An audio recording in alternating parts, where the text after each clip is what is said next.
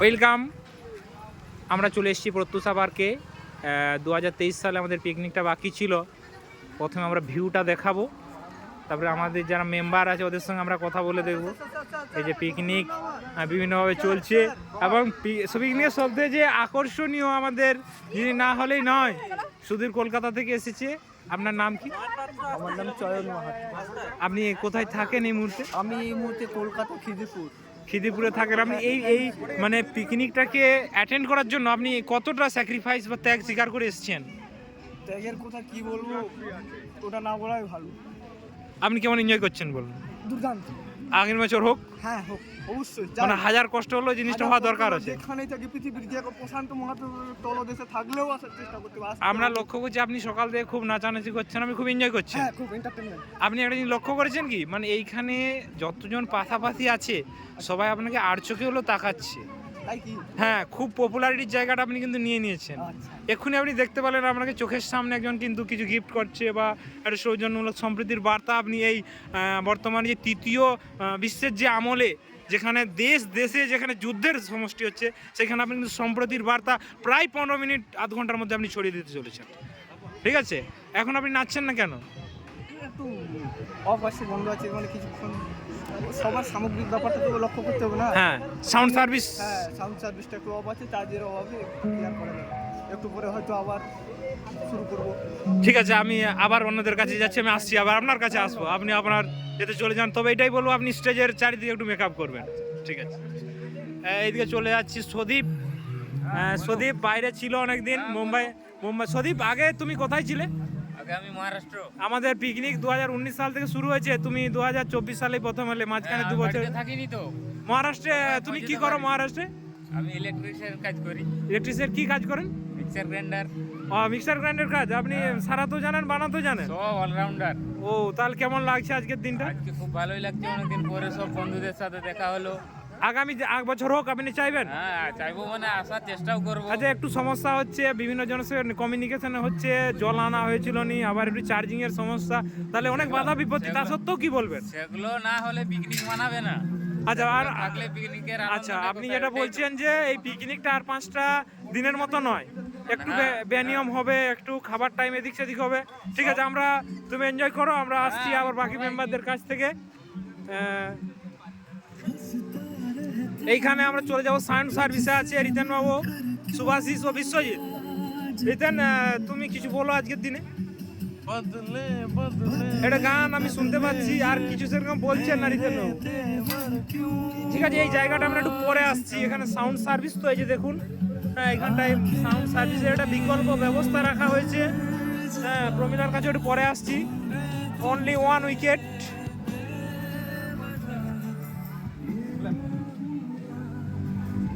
নিত্যানন্দ, একটু যদি শুনেন।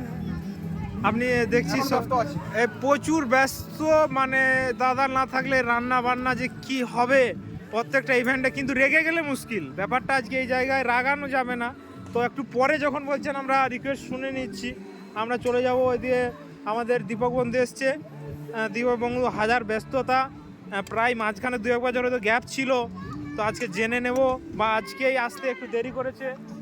ঠিক আছে দীপক, কেমন এনজয় করছো আজকের দিনটা? এদিকে একটু যদি ঘাটটা তুলো। হ্যাঁ, আমি খুব এনজয় করছি।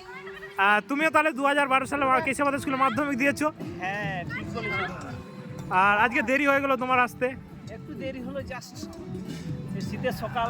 আচ্ছা, নিজেকে মানিয়ে নিয়ে অ্যাডজাস্ট করে চলে। পিকনিকের ব্যাপারে কতটা উৎসাহী ছিলে? খুব খুব খুব। যদি না হতো তাহলে? আরে না হলে খুব মানে গালাগালি করতাম তোমাকেই। না, সেটা আমরা অথরিটি তো সবাই, আমাদেরকে এগিয়ে নিয়ে যেতে হবে না।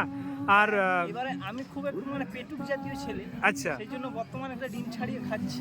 না, ওটা কিন্তু তোমার প্রাপ্য ডিম ছিল। ওতে প্রাপ্য জিনিসটা যদি কেউ খায়, না হলে ছিনিয়ে নিতে হবে। না, তাহলে ওটা তখন পেটুক বলা যেত, এখন কিন্তু পেটুক বলা যাবে না। আচ্ছা, এখন তুমি কি করছো তাহলে?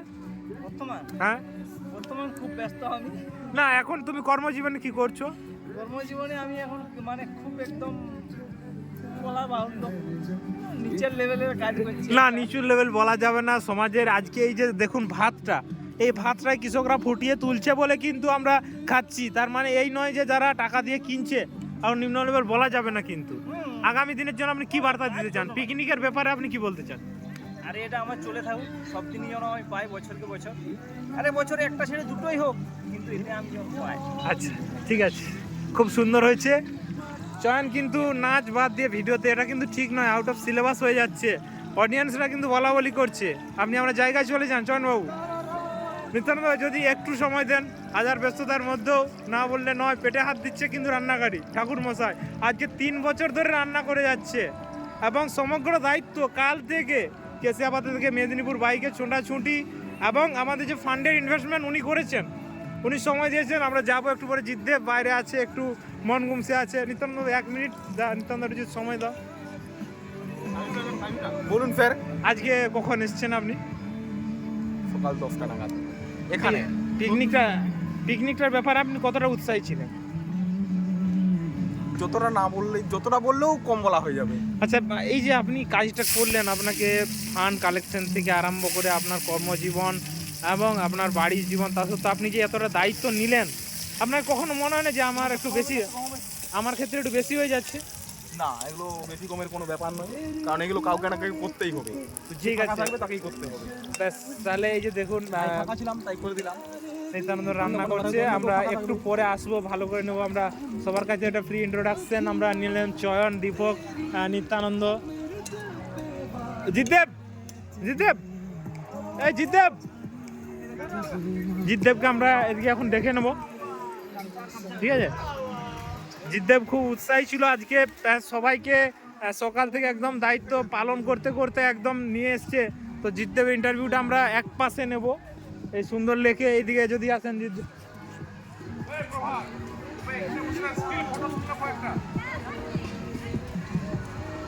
ঠিক আছে, আমি যাচ্ছি। রিতেন দাবি করছে স্টিল ফটো তোলানোর জন্য, আমি যাচ্ছি একটু পরে। আদার্স যে মোবাইল গেছে ওগুলাতে তুলো না। জিতদেব, আমরা একটা এই যে এই ভিউটা একটু দেখে নেব। এই যে প্রত্যুষা পার্কের যে ভিউ, এটাই দেখতে পাচ্ছি যে ওদিকে বোটে কেউ আছে, আমরা হয়তো যাব বোটে। জিতদেব, তুমি কখন এসেছো আজকে?